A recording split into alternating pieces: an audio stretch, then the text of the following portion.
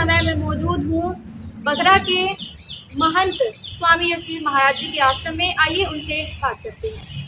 महाराज जी, सबसे पहले आपका स्वागत है आप हमारे लोगों का चैनल भी में। स्वागत है आश्रम में। जी महाराज जी, जैसे कि आप लोगों के ऊपर ये मीट प्रकरण में जो मुकदमे हुए हैं उस पर आपका क्या कहना है?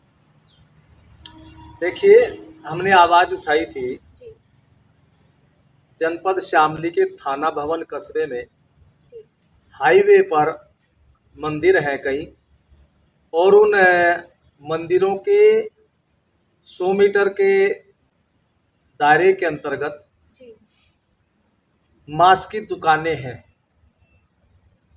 और ये कानूनन भी अनुचित है, जी क्योंकि कानून के अंदर जो गाइडलाइन है वो ये है कि किसी भी धार्मिक स्थान से जी 100 मीटर के अंतर्गत कोई भी मांस, शराब या अंडे की दुकान नहीं हो सकती।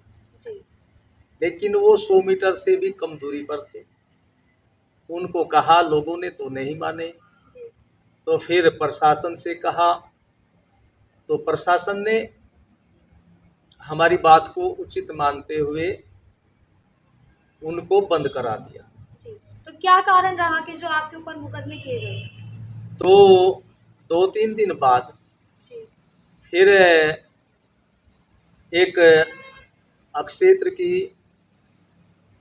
जनप्रतिनिधि जी वो वहाँ पर आई और उसने उनको खुलवा दिया। जी हमने फिर प्रशासन से कहा बंद करने के लिए, तो वे बंद नहीं हुए। जी तो हमने फिर एक सभा की, इसलिए कि प्रशासन को उनके कर्तव्य का स्मरण कराएं। जी तो हमने शांतिपूर्वक सड़क से हट करके जी सभा की, और उस सभा के चलते हुए न तो सड़क जाम हुई, न कोई तोड़फोड़, जी न कोई बदतमीजी, किसी को गलत नहीं कहा। तो हमारे बीच में ही प्रशासन आया, तो उन्होंने हमारी बात सुनी, आश्वासन दिया जी बंद करने का। तो हम उनके आश्वासन से संतुष्ट होकर के अपना धरना स्थगित कर दिया, जी और सब अपने लोग अपने स्थान पर चले गए। जी परंतु अगले दिन मेरे ऊपर जी और अन्य 5 लोगों के ऊपर और लगभग 40 अज्ञात लोगों के ऊपर गंभीर धाराओं में मुकदमे कर दिए, जी जो कि गलत था। अपनी आवाज उठाना तो प्रत्येक नागरिक का कर्तव्य है, तो हमने अपनी आवाज उठाने के लिए तो ये कार्य किया था। लेकिन उन्होंने किसी के भी दबाव में, ये तो नहीं कह सकते, प्रशासन ने जो कार्य किया झूठे मुकदमों का, तो हमने फिर 10 अक्टूबर का समय दिया डीएम को ज्ञापन देने के लिए। तो फिर 9 अक्टूबर को अधिकारी लोग एकत्रित हुए, हमें बुलाया, हमारी बात सुनी, तो उन्होंने हमें आश्वासन दे दिया कि वहाँ पर 100 मीटर के दायरे में कोई भी मांस की दुकान नहीं खुलेगी, और जो मुकदमे लगाए हैं वे भी समाप्त कर दिए जाएंगे। डीएम को ज्ञापन देने का कार्यक्रम था, वो हमने स्थगित कर दिया। अब उन्हीं के ऊपर आधारित है, उन्होंने आश्वासन दिया है, तो सारी समस्याएं हट जाएगी, मुकदमे भी हट जाएंगे। हाल फिलहाल में जो उत्तर प्रदेश के बहराइच में जो दुर्गा विसर्जन के दिन कुछ असामाजिक तत्वों द्वारा पथराव किया गया है, उस पर आपका क्या कहना है? देखिए, बहराइच ये अकेला नहीं है जी ये तो पूरे भारत में हो रहा है, जी और ये इस तरह की पथराव की कार्रवाई बड़ी सोची समझी रणनीति का हिस्सा है, जी और ये सब किसी न किसी के इशारे पर हो रही है। ये जहां सरकार को सोचना है जी। वही मैं ये कहूँगा कि हिंदुओं को भी इसमें चिंतन करना होगा, जी। क्योंकि आप लोग देखिए दूसरे संप्रदाय विशेष के जब भी कोई आयोजन होते हैं, जी। चाहे उनकी सभा हो या उनकी यात्रा हो, जी। किसी पर भी कभी भारत के किसी भी कोने को देख लें, हिंदुओं ने न पथराव किया न उनके खिलाफ कुछ कार्रवाई की। जी। लेकिन हिंदुओं की जब भी यात्रा आती है, कोई सभा होती है, कोई हमारे देवी देवताओं की पूजा होती है, जी। उसमें जो भी कार्रवाई पथराव की, तोड़फोड़ की, आगजनी की जी। करते हैं, वे संप्रदाय विशेष के लोग ही करते हैं। जी। तो इस पर चिंतन मनन होना चाहिए। और मैं तो बल्कि सनातन धर्म के लोगों से एक ही कहूँगा, जी। यदि आपको यात्रा निकालनी है, अपना धार्मिक कोई आयोजन करना है, जी। तो उसे बिल्कुल तैयारी के साथ में करें, जिससे कि कोई ऐसा धर्म विरोधी अराजक तत्व हमारी यात्रा में, हमारी पूजा में कोई बाधा न डाल सके। क्योंकि महर्षि विश्वामित्र के यज्ञ में जब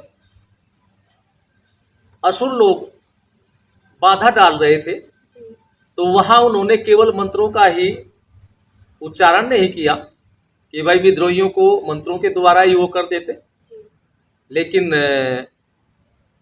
भगवान श्री राम और लक्ष्मण को लेकर के गए और यज्ञ सफल हुआ। जी। क्योंकि समाज के अंदर शांति फैलाने के लिए दोनों बातें होती हैं। जी। तो इसके लिए मैं आगे इस तरह की कोई कार्रवाई न हो, सनातन धर्म के लोगों को, हिंदू लोगों को कहूँगा कि अपनी पूरी तैयारी के साथ में अपनी पूजा पाठ करें, अपनी यात्रा निकालें। और भारत सरकार से भी मैं ये कहूँगा कि भारत के अंदर जहाँ जहाँ भी इस तरह के अराजकतावादी तत्व हैं जो इस तरह की पूजा पाठ के कार्यक्रम में गलत कार्य करते हैं, उनको सख्त से सख्त सजा मिले कानून के अंतर्गत, उनको किसी भी कीमत पर बख्शा ना जाए और उन पर वे धाराएं लगे जिससे कि आगे कोई भी इस तरह की गलत कार्रवाई करने के लिए तैयार बैठा हो, वो भी कोई गलत कार्य न कर पाए। तो महाराज जी, क्या आप भारत को हिंदू राष्ट्र बनाने का समर्थन करते हैं? देखिए, सर्वप्रथम तो ये बात है जी। कि भारत हिंदू राष्ट्र है जी। और भारत हिंदू राष्ट्र था और आगे भी रहेगा। जी। क्योंकि ये तो भारत के अंदर रहने वाले लोगों को ही सोच लेना चाहिए। जी। सन 47 में जब इस देश का बंटवारा हुआ, जी। तो मजहब के नाम पर हुआ। लेकिन कुछ लोगों का बयान सामने आ रहा है कि भारत को हिंदू राष्ट्र नहीं दूसरे संप्रदाय के लोगों ने कहा कि हमें तो अपना अलग राष्ट्र चाहिए, तो उनको अलग राष्ट्र सन 47 में दे दिया गया पाकिस्तान के रूप में। जी। जब उनको दे दिया तो ये भारत जो बचा, तो ये हिंदुओं का देश बचा, हिंदू राष्ट्र बचा। जी।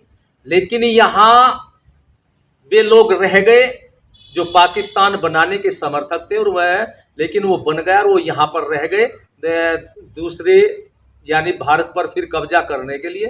तो उनको ये सोच लेना चाहिए, जो कहते हैं कि नहीं बनने देंगे, जी। वो या तो नासमझ है, उनको जानकारी नहीं, तो जानकारी ले लेनी चाहिए कि ये भारत हिंदू राष्ट्र है और रहेगा। जी। और और अगर घोषणा भी दोबारा करनी है तो ये भारत सरकार को कर भी देनी चाहिए, इनकी क्या हिम्मत है। जी। भारत में रहना होगा तो हिंदू राष्ट्र के अंदर इनको रहना होगा, और ये हिंदू राष्ट्र में नहीं रह सकते तो इनका देश जो सन 47 में पाकिस्तान नाम से बना हो वहाँ चले जाए, स्वतंत्र है, भारत की सीमा इनके लिए खोल दी जाए। स्वामी जी, जैसे यति नरसिंहानंद सरस्वती महाराज जी का जो बयान जारी हुआ है विवादित, उस पर आपका क्या कहना है? देखिए, मेरा यही कहना है जी। कि हर मनुष्य अपनी बात रखने के लिए स्वतंत्र है। जी। कोई भी कुछ भी रख सकता है, लेकिन यदि उसकी बात को कोई पसंद नहीं करता, जी।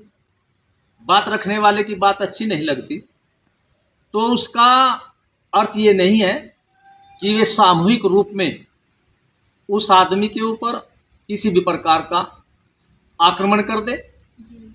धरने प्रदर्शन कर दे। ये बात तो गलत है। लेकिन यदि उसकी बात से वो सहमत नहीं है, तो मेरा तो यही कहना है कि वे लोग उसके खिलाफ पुलिस में रिपोर्ट दें और कानून अपना कार्य करेगा, कानून की प्रतीक्षा करें। जी लेकिन जो इस तरह की बातें करते हो वे भी कानून के विपरीत है। जी सरकार को ऐसे लोगों के ऊपर भी कानूनी चाहिए, क्योंकि कानून की अपने हाथ में लेने का किसी को भी अधिकार नहीं है। जी